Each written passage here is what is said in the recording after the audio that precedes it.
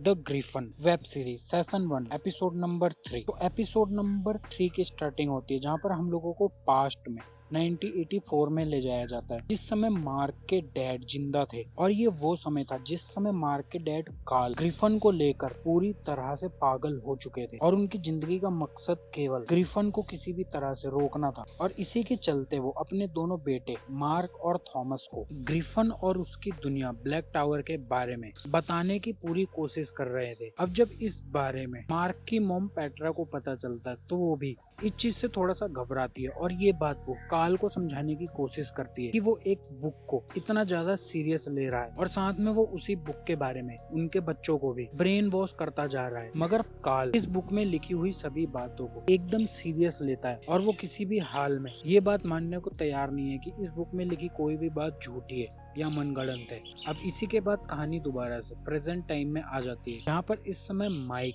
दोबारा से टेलीपोर्ट होकर अपने घर पहुंच चुका है। मगर उसके साथ मीमो, जो खुद भी ब्लैक टावर की दुनिया में गया था, वो अकेला इस समय वहाँ पर फंस गया है। तो अब मीमो को दोबारा से बचाने के लिए मार्क दोबारा से कॉन्सेंट्रेट करता है खुद को फिर से उसी दुनिया में टेलीपोर्ट करने के लिए। मगर कोई फायदा नहीं होता है क्योंकि मार्क को खुद भी नहीं पता है कि वो इस पावर को किस तरह से यूज करता है। वो पावर इस समय मार्क के बिल्कुल भी कंट्रोल में नहीं है। मगर उसी टाइम मार्क की मोम पेट्रा भी मार्क के रूम के अंदर आ जाती है और अब जब पेट्रा मार्क के पास वही बुक पड़ी हुई देखती है तो अब वो जबरदस्ती मार्क से वो बुक छीनने की कोशिश करती है। मगर मार्क अपनी मॉम को ये चीज नहीं करने देता है और वो उस बुक को अपने पास ही रखता है। तो अब अपने बेटे मार्क को सुरक्षित रखने के लिए पेट्रा मार्क उसके ही रूम में लॉक कर वहाँ से चली जाती है। अब इस चीज से मार्क भी काफी ज्यादा गुस्सा होता है क्योंकि उसको जल्दी से दोबारा से उस चर्च में जाकर उस डोर की मदद से मीमो को बचाने ब्लैक टावर की दुनिया में जाना है अकेला, क्योंकि इस समय वो उस दुनिया में अकेला है। लेकिन अब दोबारा से जैसे ही मार्क को हम गुस्से में देखते हैं वैसे ही ब्लैक टावर की उस दुनिया में दोबारा से हलचल होना शुरू हो जाती है, क्योंकि अब वो दीवार जिसके पीछे ग्रिफन था वो दीवार अब टूट जाती है। और ये देखते ही वो सभी स्लेव हंटर्स ये बात समझ जाते हैं कि अब ग्रिफन बाहर आने वाला है। और साथ में हम लोग अब मार्क एक और अजीब सी आदत देखते हैं जिसमें वो जब भी उसका गुस्सा ओवर कंट्रोल होता है तो उसको कंट्रोल करने के लिए मार्क अपने साथ कुछ कीले रखता है जिन्हें वो अपने हाथ में पकड़कर अपने हाथों को चोट पहुंचाकर अपने हाथों को काफी ज्यादा घायल कर देता है। और ये करते ही मार्क का गुस्सा काफी ज्यादा कंट्रोल हो जाता है। अब यहाँ जब वो दीवार पूरी तरह से टूट जाती है तो उन सभी स्लेव हंटर से ये बात पता चलती है कि ग्रिफन को उन लोगों से बात करने के लिए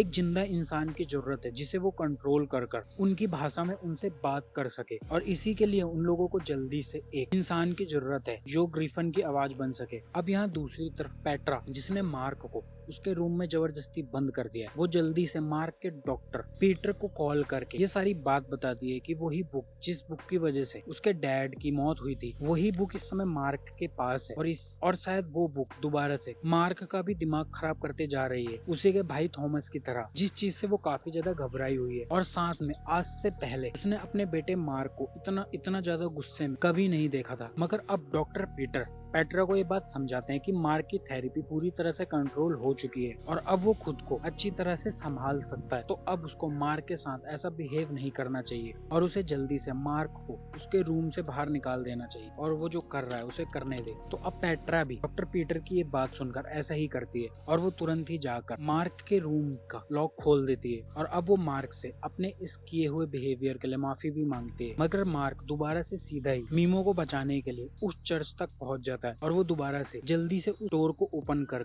उस दुनिया के अंदर कदम रखता है। लेकिन अब पहले जहाँ मीमो को मगर अब पहले इसी जगह मीमो और मार्क एक दूसरे से अलग हुए थे और अब मार्क वहाँ पर नहीं होता है। लेकिन मार्क ने मीमो के लिए उसी जगह पर एक मैसेज छोड़ा होता है। तो मार्क जल्दी से उस मैसेज को लेकर वापस अपनी दुनिया में आ जाता है उस डोर के बंद होने से पहले। और अपनी दुनिया में आकर मार्क को उस मैसेज से पता चलता है कि मीमो ने उसमें लिखा है कि वो यहाँ से ज्यादा दूर नहीं गए। इसका मतलब मीमो अभी सुरक्षित है, मगर वो उस दुनिया में और ज्यादा अंदर जा चुका है। तो अब मार्क दोबारा से मीमो को लेने के लिए पूरी तैयारी के साथ उस दुनिया में जाने की प्लानिंग करता है। मगर साथ में अब मार्क बैकी के ऊपर भरोसा कर उसके लिए एक नोट भी लिखता है जिसमें वो उस क्रॉनिकल बुक को बैकी को देकर उसकी मदद से उन लोगों को वापस आने के लिए बैकी की मदद से वो डोर खुलवाना चाहता है, ताकि सही समय पर बैकी खुद उस चर्च में आकर उस डोर को खोल दे और मीमो और वो दोनों सेफली वहां से बाहर आ सके। तो इसके लिए वो एक लेटर लिख देता है। दूसरी तरफ आज क्लास में सारा जो अपना होमवर्क नहीं करके आई होती है उसकी दोबारा से आज बेकी मदद कर देती है, जिस कारण से दोबारा से अब सारा और बेकी की दोस्ती हो जाती है। और अब इसी टाइम मार्क भी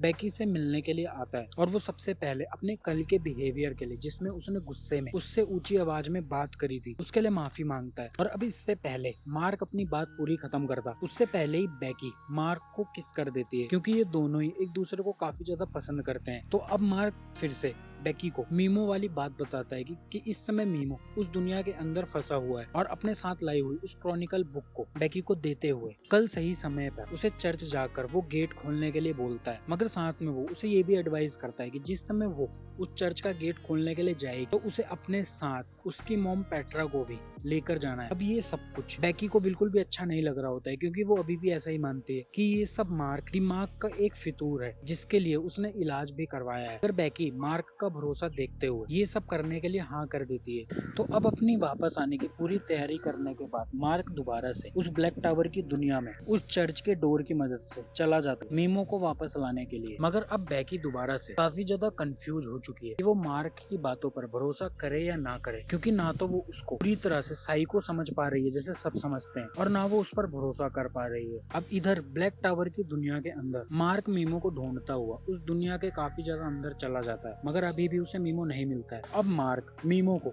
ढूंढने के लिए अपने साथ लाया हुआ एक म्यूजिक सिस्टम एक ऊंची पहाड़ी पर लगाकर काफी तेज म्यूजिक चला देता है ताकि मीमो उस म्यूजिक को सुनकर उसके पास खुद आ जाए। मगर ये आवाज मीमो की जगह उन सींग वाले स्लेव हंटर में से एक हंटर को सुनाई दे जाती है। यहाँ दूसरी तरफ इंसानों की दुनिया में बेन और माया, जो इस समय बेन की पार्टी को अरेंज करने के लिए अपनी तैयारी में लगे पड़े हैं, वो लोग एक म्यूजिक सिस्टम रेंट पर लेने के लिए ऑर्डर कर देते हैं। मगर उन लोगों को ये बात पता चलती है अगर उन लोगों को वो म्यूजिक सिस्टम चाहिए तो उसके लिए उन्हें 6 बजे से पहले आकर वो म्यूजिक सिस्टम उनसे लेना होगा, वरना वो म्यूजिक सिस्टम वो किसी और को दे देंगे। जिसके लिए बेन एकदम रेडी होता है क्योंकि उसका ड्रीम इस पार्टी को अरेंज करने के बाद सच हो सकता है। यहाँ दूसरी तरफ ब्लैक टावर की दुनिया के अंदर वो सभी स्लेव हंटर्स एक इंसानों की बस्ती में जाकर उस पूरी बस्ती को उजाड़ देते हैं। और यहाँ पर हम लोग इंसान देखकर ये बात समझ जाते हैं कि इस दुनिया में भी काफी सारे इंसान रहते हैं, मगर उन सब पर राज ये स्लेव हंटर ही करते हैं। और इन्हीं सब इंसानों में से एक जवान लड़के को उन स्लेव हंटर्स का बॉस अपने फादर द ग्रिफन की आवाज के लिए सिलेक्ट कर लेता है, क्योंकि उन लोगों को ग्रिफन से बात करने के लिए किसी इंसान की जरूरत है। मगर उनका ये काम करने के बदले वो उनसे ये रिक्वेस्ट करता है कि वो लोग उसकी फैमिली को जिंदा छोड़ दें और साथ में वो उसकी फैमिली को ऊपर ग्रास लेवल पर लेकर जाएं मार्टिन कोर्ट्स के अंदर, क्योंकि शायद जिस जगह के बारे में ये लड़का बोल रहा है वो जगह इस जगह से ज्यादा सुरक्षित होगी, उसकी फैमिली वहाँ पर ज्यादा सुरक्षित रहेगी।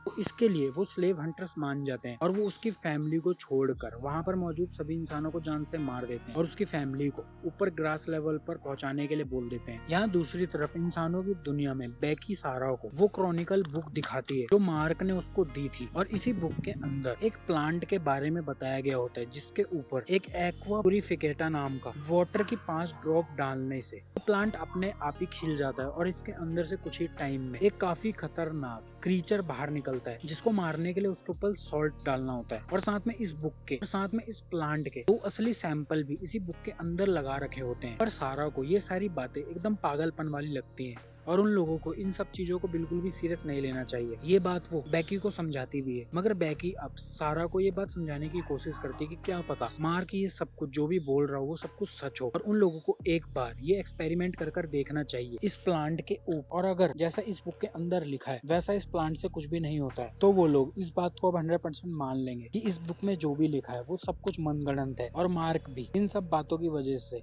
साइको हो चुका है। यहाँ ब्लैक टावर की दुनिया के अंदर वो स्लेव हंटर उस लाए हुए लड़के को रेडी करते हैं और वो उस लड़के को उस सीट पर बैठा देते हैं जहाँ से द ग्रिफन उस लड़के को कंट्रोल कर उसकी आवाज से उन लोगों से बात करेगा। अब जैसे ही वो लड़का ग्रिफन की उस चेयर के ऊपर बैठता है तो उसके पीछे से ही उस ब्लैक शैडो के अंदर से एक काफी बड़ा दानव का हाथ आता है जिसमें से निकलते हुए 2 नाखून उस लड़के के शरीर के अंदर घुस जाते हैं। और ऐसा होते ही वो ग्रिफन उस लड़के की बॉडी को कंट्रोल करके उसकी आवाज से उन लोगों से बात करना शुरू कर देता है। यहाँ दूसरी तरफ अब मार्क के उस सिस्टम की आवाज सुनकर मीमो की जगह वहाँ पर काफी सारे स्लेव हंटर्स उसके सिस्टम के पास पहुंच जाते हैं और ये सारी चीजें मार्क भी दूर से छुपकर देख रहा होता है और वो स्लेव हंटर्स को वहाँ देखते ये बात समझ जाता है कि उससे काफी बड़ी गड़बड़ हो गई है, क्योंकि वो तो ये सब कुछ मीमो के लिए कर रहा था, मगर उसकी इस गलती से उसकी तरफ अब काफी सारे स्लेव हंटर आ चुके हैं। लेकिन जिस समय मार्क उस जगह से बचकर स्लेव हंटर से दूर जाने की कोशिश कर रहा होता है, तभी एक स्लेव हंटर मार्क को देख लेता है और अब वो सभी मार्क का पीछा करना शुरू कर देते हैं। दूसरी तरफ इंसानों की दुनिया में अब बैकी और सारा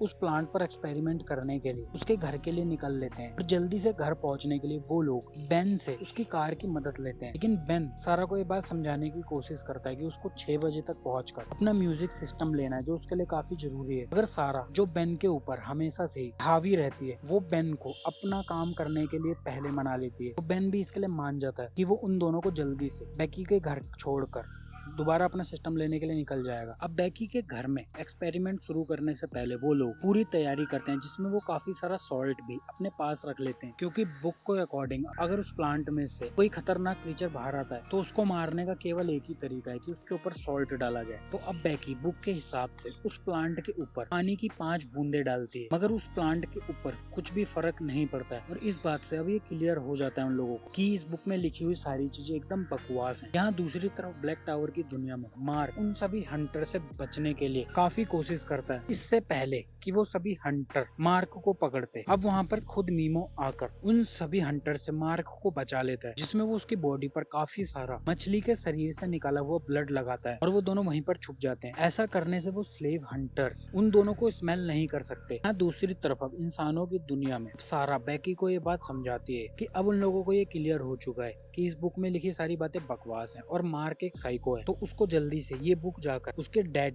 डॉक्टर पीटर को दे देनी चाहिए और उसको इस सब से बाहर आ जाना चाहिए। अब लेकिन अब बैकी दोबारा से सारा को वो बात बताती है जिसमें मार्क उसे आज रात 8 बजे उस चर्च में जाकर एक डोर खोलने के लिए बोला, और अब बैकी के हिसाब से उन लोगों को लास्ट बार जाकर वहाँ पर भी चेक करना चाहिए। अगर अब वहाँ पर उन लोगों को ऐसा कोई भी डोर नहीं मिलता है तो वो 100% ये वादा करती है कि वो इस सब को बिल्कुल भी सीरियस नहीं लेगी, वो मार्क से भी दूरी बना लेगी। तो अब ये दोनों लड़कियां दोबारा से उस चर्च तक जाने की प्लानिंग कर लेती हैं, जिसके लिए उन्हें दोबारा से बेन की मदद चाहिए। मगर अब बेन दोबारा से बात बोलता है कि उसे 6 बजे से पहले किसी भी हाल में अपना म्यूजिक सिस्टम लेने के लिए पहुंचना है, वरना उसके हाथ से वो म्यूजिक सिस्टम निकल जाएगा। मगर सारा दोबारा से अपनी पर्सनैलिटी के हिसाब से बेन पर दोबारा से हावी होकर उसे इस चीज के लिए मना लेती है। उन लोगों को पहले उस चर्च में जाना है और वहाँ पर मार्क के कहे हिसाब से उस डोर को चेक करना है। तो बेन दोबारा से चुप होकर उन लोगों के साथ वहाँ पर निकलने के लिए रेडी हो जाता है। यहाँ दूसरी तरफ अब मार्क और मीमो एक दूसरे से मिलकर काफी ज्यादा खुश हैं, मगर मार्क मीमो की बड़ी हुई दाढ़ी देखकर काफी ज्यादा हैरान रह जाता है, क्योंकि उन लोगों को अभी एक दूसरे से अलग हुए केवल 24 घंटे ही हुए हैं, तो इतनी देर में मीमो की दाढ़ी इतनी ज्यादा बड़ी कैसे हो गई। मगर मीमो इस बात का जवाब ये देता है कि उन लोगों को 3 हफ्ते हो चुके हैं एक दूसरे से अलग हुए और वो 3 हफ्तों से इस जगह पर बुरे हाल में है। लेकिन मार्क के अकॉर्डिंग मीमो को यहाँ आए हुए केवल 24 घंटे ही हुए हैं। अब इसी बात से ये बात भी क्लियर हो जाती है इन दोनों को, इस जगह का टाइम भी अलग चलता है और यहाँ का टाइम उनकी दुनिया से काफी ज्यादा तेज चल रहा है इंसानों की दुनिया के अंदर। अब मीमो के डैड भी मीमो के काफी समय से घर न आने के कारण परेशान हो जाते हैं और वो इस चीज के लिए सीधा ही जाकर मार्क की मॉम से मिलते हैं और वो उन पर काफी गुस्सा होते हैं, क्योंकि मार्क और मीमो एक दूसरे के अच्छे दोस्त हैं और उनको लगता है कि मीमो मार्क के कारण ही काफी समय से घर नहीं आया। यहाँ दूसरी तरफ ब्लैक टावर की दुनिया के अंदर अब मीमो, जिसे इस जगह पर रहते हुए पूरे 3 हफ्ते हो गए, वो इस दुनिया के बारे में काफी कुछ जान चुका है और साथ में उसने साफ पानी के झील के पास अपना रहने के लिए एक कैंप भी बना लिया है, जहाँ पर उनके पास साफ पानी और खाने के लिए काफी कुछ है। और अब मार्क मीमो को ये बात समझाता है कि उन लोगों को जल्दी से उस डोर तक पहुँचना होगा, क्योंकि शायद बैकी आज ही उस डोर को खोलने वाली है। और अब वापस जाते हुए रास्ते में वो लोग एक जगह पर छुपकर देखते हैं कि काफी सारे स्लेव हंटर्स काफी सारे इंसानों से काफी बड़े बड़े पत्थरों को एक जगह से दूसरी जगह तक मारते पीटते हुए गुलामों की तरह लेकर जा रहे हैं। और सही से देखने पर मार्क ये भी देखता है कि इन्हीं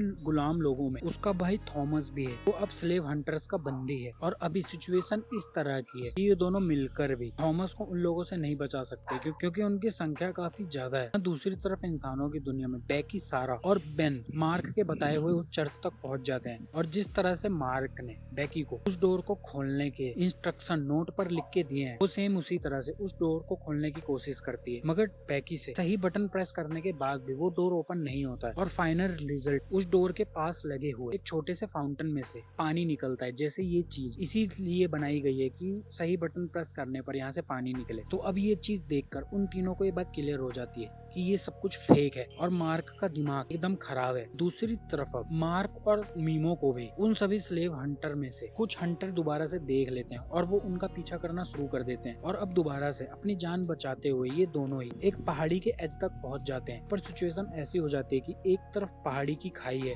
तो दूसरी तरफ वो सभी स्लेव हंटर्स को घेर कर खड़े हो जाते हैं। और अब दूसरा कोई और चारा न देखकर मार्क मीमो का हाथ पकड़कर सीधा ही उस पहाड़ी की एज से नीचे कूद जाता है। मगर अब वो पहाड़ी से नीचे गिरने की बजाय सीधा ही मार्क के बेडरूम के बेड पर गिरते हैं जाकर। और ये एक काफी बड़ा कमाल होता है कि दोबारा से मार्क की शक्तियां काम कर गई। और अब जब पेट्रा दोबारा से अपने रूम में आकर इन दोनों को रूम में देखती है तो वो भी काफी ज्यादा कंफ्यूज हो जाती है, क्योंकि ये दोनों एकदम से ही घर के अंदर कैसे आ गए ये बात पेट्रा भी नहीं जानती है। लेकिन अब इस चीज से मीमो को मार्क के ऊपर काफी ज्यादा भरोसा हो जाता है, क्योंकि उसके अंदर ये एक सुपर पावर है कि वो खुद को टेलीपोर्ट कर सकता है। दूसरी तरफ अब जब उस चर्च से बैकी, सारा और बेन निकल ही रहे होते हैं कि चर्च के बाहर ही एक पुलिस वाला इन तीनों को इलीगली उस चर्च के अंदर घुसने के कारण गिरफ्तार कर लेता है। अब इस चीज से बेन काफी ज्यादा परेशान हो जाता है, क्योंकि उसको आज अपना सिस्टम लेने के लिए जाना था जो उसके लिए काफी जरूरी था। मगर यहाँ दूसरी तरफ हम लोग ये देखते हैं अब वो प्लांट जिसके ऊपर बैकी और सारा उसके घर में एक्सपेरिमेंट कर रहे थे, वो प्लांट इस समय एक पानी से भरे हुए ग्लास के अंदर रखा हुआ है। असलियत में हुआ ये था, जिस समय ये